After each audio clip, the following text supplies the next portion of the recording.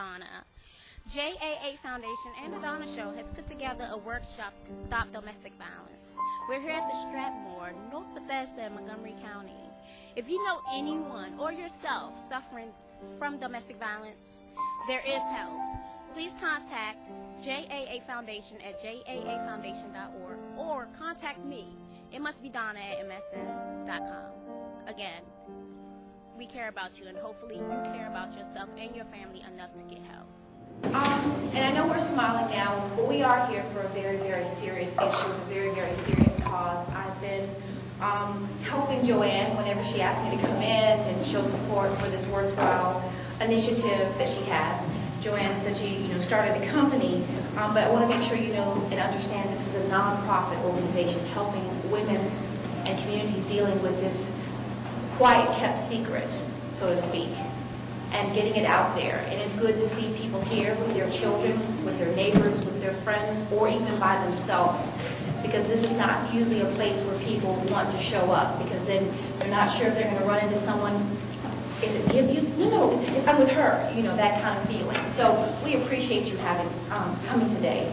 And we do hope that when you leave here, and you tell someone else about what you've been inspired by, the information you've been given. You never know who you're speaking with, because a pretty face and a perfect house and a perfect BMW or a perfect Mercedes or a shabby car, they could be going through the most traumatic thing in their lives. So perhaps something you say to them or signs that you see from them that they need the guidance that the JAA Foundation can assist you. So again, welcome to the Freedom from Domestic Abuse Workshop. At this time, I would now like to introduce and have a few words from our Honorable Judge Eugene Wolf. He's District Administrative Judge, District 6, District Court of Maryland in Montgomery County. Just to give you a little bit more information about him before he comes up here. He's been held that title in Montgomery County since January 1st, 2006, and Associate Judge since June 2001, member of Alternative Dispute Resolution Committee since 2003, former District Defender, Public Defender that is, of Montgomery County, and former Assistant Public Defender, former Chief Counsel Administration Office of Public Defender. Ladies and gentlemen, I now would like to introduce you to Judge Eugene Wolf. County. And in Montgomery County, behind Baltimore City and Prince George's County, we are the county or the jurisdiction in Maryland that has the most domestic violence cases. Now, that may not sound like too much to many of you, but that means that each year we are doing upwards of 4,000 domestic violence cases.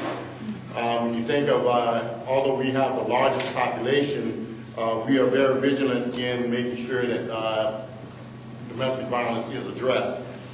I want to give you a little bit of definitions first and tell you how this is processed, and then tell you a couple of things so that you can understand if you are ever subject to domestic violence, not only here but anywhere, how to deal with it. First, in Montgomery County or in any place in the state of Maryland, and it doesn't matter which county or which city you live in, if you are the subject of domestic violence in Maryland, you can go to any jurisdiction. So if you live in Montgomery County and you happen to work in Prince George's or someplace else, you can go to that jurisdiction and file. So you don't have to worry about coming back here to file if it's not convenient for you. Additionally, you can file 24 hours a day, 7 days a week. So if the courts are closed, there's a process. We have a process here that's called the commissioner. You can go to the commissioner and file at any time, and you would then be followed up. It will be followed up while you're going to court. If you file, it is very important to understand that you must come to court. Now, that may not sound like very much to some of you, because if you file and you think, well, I just can't make it in, that I can go in later on. If you fail to show up in court, the statute does not allow for an individual to miss that court date. So your case is going to be dismissed. And if you are interested in proceeding, please make sure you show up. And that is whether the person that you are filing against, the respondent, has been served or not served. Make sure that you show up. We have two different processes or types of orders that you can get, and I want to distinguish those for a second. One is a domestic violence or protective order, and that is one that is between husband, wives, relatives, that can be placed in effect for a year. Then there's one that's called a peace order, and peace orders are generally between girlfriends, boyfriends, or individuals that you don't readily know.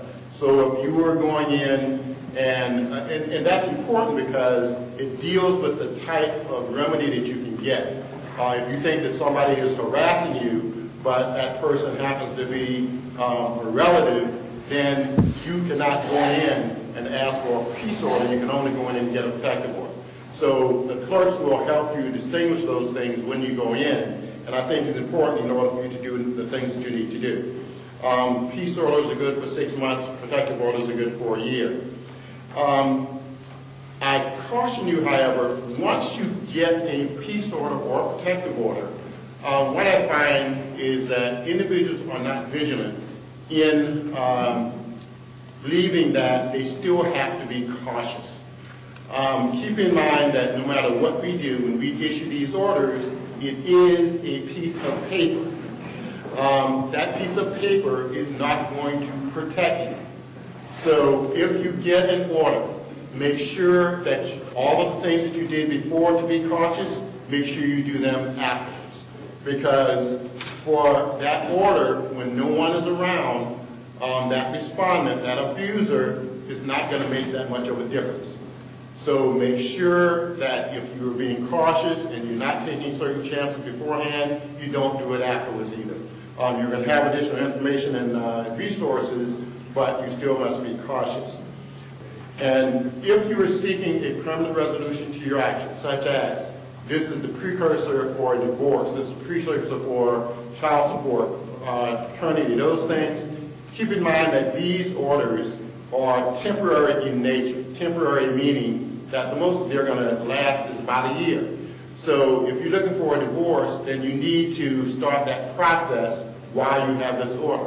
If you're looking for long-term child support or division of property, you need to start that process while you have this order. Because at the end of 1 year, this order is going to expire. And at the end of that year, you're going to have to start all over again. So in order to make sure that you accomplish the goals that you want to accomplish, please make sure that you always follow through with whatever your ultimate goal is. We try our very best to refer individuals to programs that will assist, and we are familiar with many programs. We're blessed in Montgomery County to have several. But if you are in any way distressed, please let us know, and we will make sure that you get to either Department of Social Services, to the Crisis Center. I would also like to mention that in Montgomery County, in the only place in the state thus far, we have at the sheriff's office, we have a center that's a one-stop center where you can go get any services that you need. So if you are in Montgomery County, you can contact the sheriff, you can contact us, and we can put you in contact with them so that if you have to get housing, you have to get assistance with social services, you have to file criminal charges, whatever it is, you can go to that one location and it'll all happen. Again, I can take note, and I'm sure that Judge he has no idea that I'm saying this, but I can't tell you how important it is to have someone like Judge Eugene Wolf here with us today that's actually dealing with cases like this, who's able to give us factual information. I think a lot of times we deal with abuse, some things are assumed, and we heard this and we heard that, or it's done one way in one county or one way in another state. But to have someone like you, official here, Judge Eugene Wolf, it means a lot to the victims, it means a lot to this community. And again, I want to thank you for your time. Take my hand and start a brand new day. Underneath everything we are all people. And when we reach out a hand to one, we can influence the condition of all. That's what it means to live united.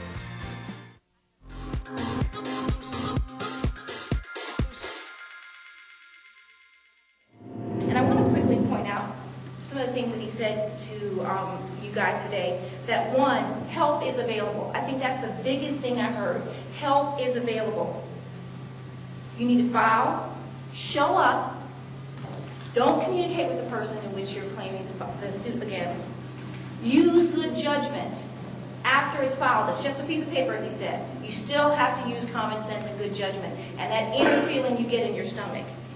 And then there's a timeline. So once you start this, you have to see it through. You have to see it through. At this time, I want to note to you that inside the program, you'll see an envelope. And as I said before, the JAA Foundation is a nonprofit 501(c)(3). We encourage you, anything that you make a donation, this is something that is tax deductible, you can put in here, and we encourage, no amount is too small. At this time, I'd like to introduce to you our next special guest.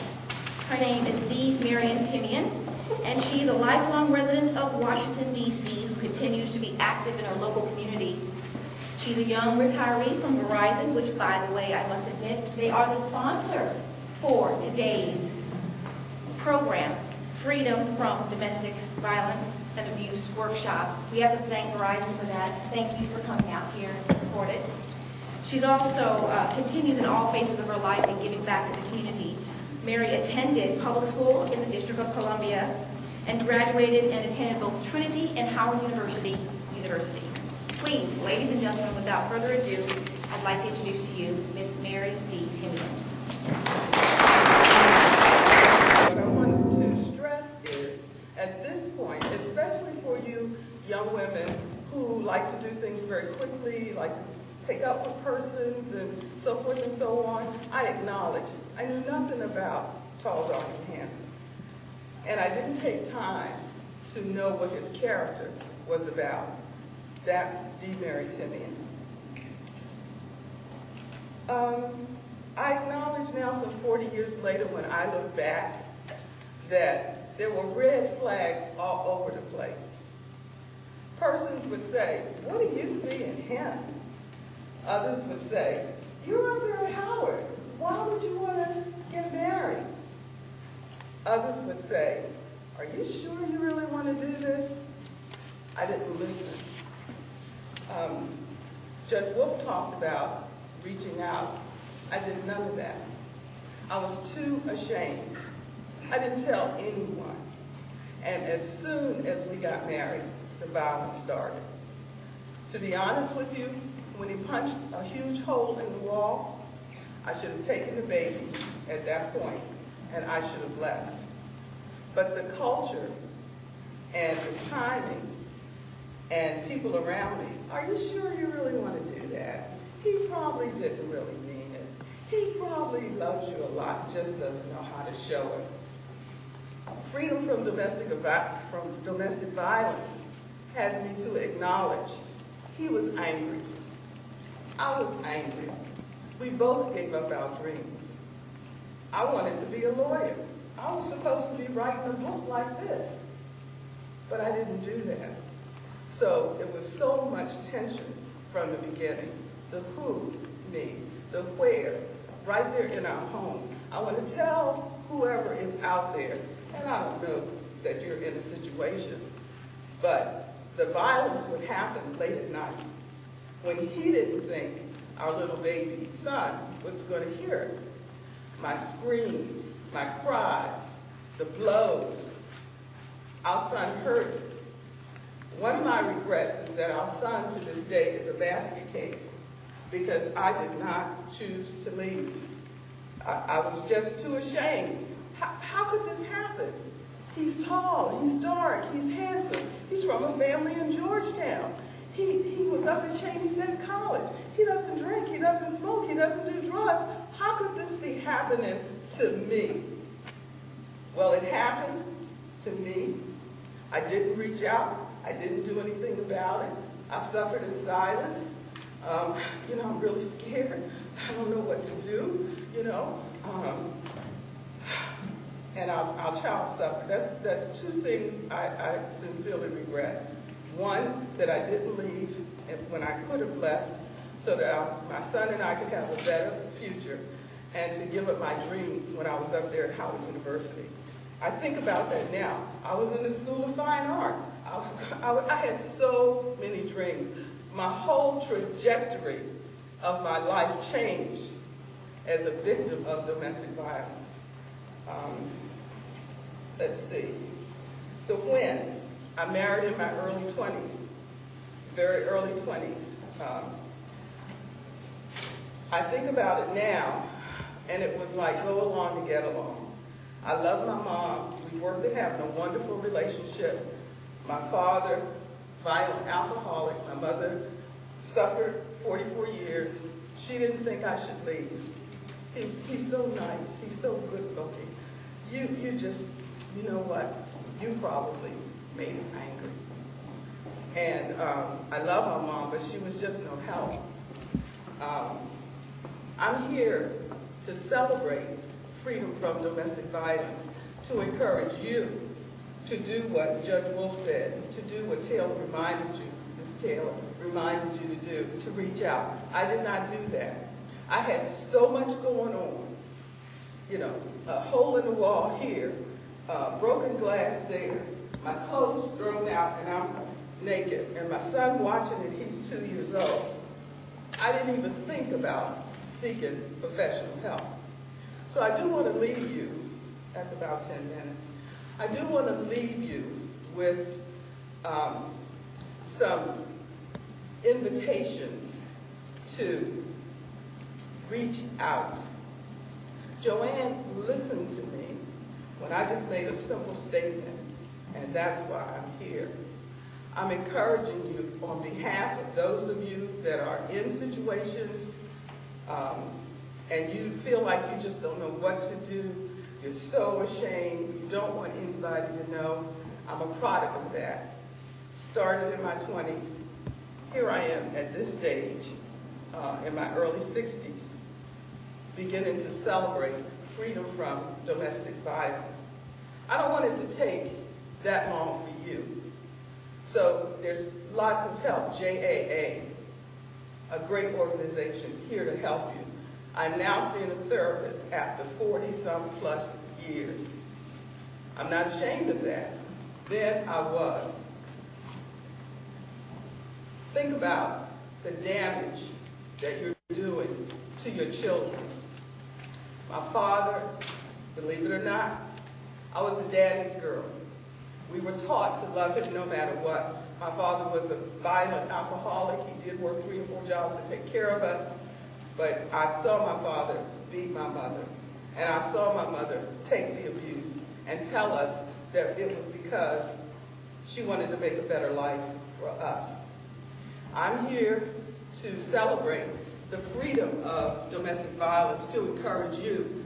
Don't make the same mistakes that some of us have made as it relates to our children.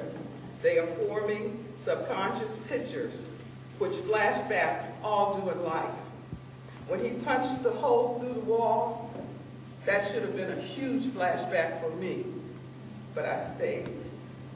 So, on that note, because I'm now celebrating freedom from domestic violence, I can smile. I have dreams and hopes. I have things that I'm going to do, and one of them is to thank you very much for being here today and for taking the time to listen, and I hope that you will reach out, and I hope that you will take action where back then, when I was in my 20s, I didn't do, and I want to say thank you. Yes, this is Donna, and we are at the JAA Foundation Workshop, Stopping Domestic Violence, and we're here for Mary here. You just heard her spoke her incredible story, and I'm very happy that you're here today sharing that incredible story with us. Well, it's my pleasure to be here. I am celebrating freedom from domestic violence, and one of the ways to celebrate is to acknowledge, what part did I play, and then to try to work on those strengths, and then be able to spread the word. So here I am on the Donna Show. Yay! This is like fantastic as well for me too. I can actually relate. I've never been married, but I actually saw my mom in a domestic violence situation when she was married, not to my father, but to a young man. Mm-hmm. And I kind of understood what you were speaking about, because I could not deal with seeing her with someone else. At that time, I was really young. I was 7 years old, and it's like I couldn't really help her. Exactly. Now that I'm of age, I'm actually not going to let anything like that happen to her again. So when you were speaking about your children, and how do they feel about their mother today, just prospering and just determined and defeat all those experiences you went through? Well, Donna, I'm going to try to answer that without getting emotional. Yes. I do have an adult son from the relationship, and I'm not ashamed to say that we don't have a relationship. We don't have a relationship because he took his father's side, and he was a child. He was very, very small. So with all of the violence, all of the drama, all of the trauma that we both went through, the result of that was not having a relationship with my son. So I wouldn't be able to tell you how he feels.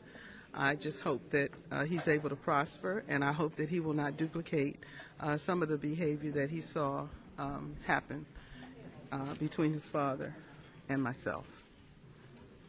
Very difficult. One of my regrets is sacrificing the love of a son through domestic violence. Very difficult. So when you come across young women, very young married couples, what are the symptoms that you, like if a young lady came in and actually really didn't want to say something but needed to say something, what are the symptoms that you can actually tell something's wrong? Well, I would say if you watch very closely, just as the executive director, Joanne Aduma, is quite sensitive and very alert, you need to watch very, very closely. Usually you watch the body language of the female, especially, and I say let me clarify that domestic violence does happen to males also. Okay. However, it is a large majority of women. But watch the body language, especially when they're together. Watch whether or not there's closeness. Watch how they speak to one another. Watch the tones. Is she able to express herself freely? Does she watch everything that he's saying to her? Is she very careful and guarded about how she speaks? Body language speaks volumes, and especially if you're afraid. And you don't want that person to know that you're afraid, nor do you want anyone else to know that you're afraid to be with that person, even though you're out. So I would say that once you become attuned, once you become aware, once you become alert, that body language, some of the dynamics that are going on between, two people, because I've lived it, I can normally spot and kind of tell that perhaps this person may not be very, very happy, also very afraid to express themselves, especially if they already have innate talents like yourself. You already were confident, and you already were willing to speak and be free to speak. Sometimes that's suppressed, and it's very interesting just to watch the dynamics in the body language. That's what I would encourage us as a community to pay a little bit more attention to. Wow. Where can we find information? What are you doing now to help this academic? Well, this is my first opportunity speaking publicly. It's taken me 40 plus years, but here I am. I am enjoying being retired, to be honest, an early retiree from Verizon. However, if I'm able to connect, with others such as yourself and the JAA Foundation, I'm more than happy to lend whatever support that I can, be that verbal, be that written, be that, mentoring or what have you. I would be willing to be available. Thank you so very much, Mary, for your story, being here today, talking with us at the Donna Show. We'll be right back. This is incredible today. Movie star heroes get to make some pretty amazing saves. Hi, I'm Kelly Hu for RAD, recording artists, actors, and athletes against drunk driving. I'm here to tell you about an easy way to be a hero in real life. Keep a friend who's been drinking from getting behind the wheel. Even if they've only had one or two, they're more likely to cause a crash and injure or even kill someone. So take their keys, call a cab, or drive them home. Remember, friends don't let friends drive drunk.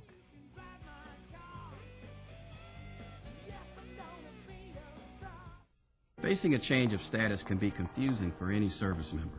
Call to active duty, relocation, discharge, they all have their challenges. But when a service member is also receiving mental health treatment, the challenges multiply. The In Transition program can help. Service members receive a personal coach who can offer access to important resources and encourage the service member to start and stay on track with their new provider. That sounds great. Learn more at health.mil/intransition.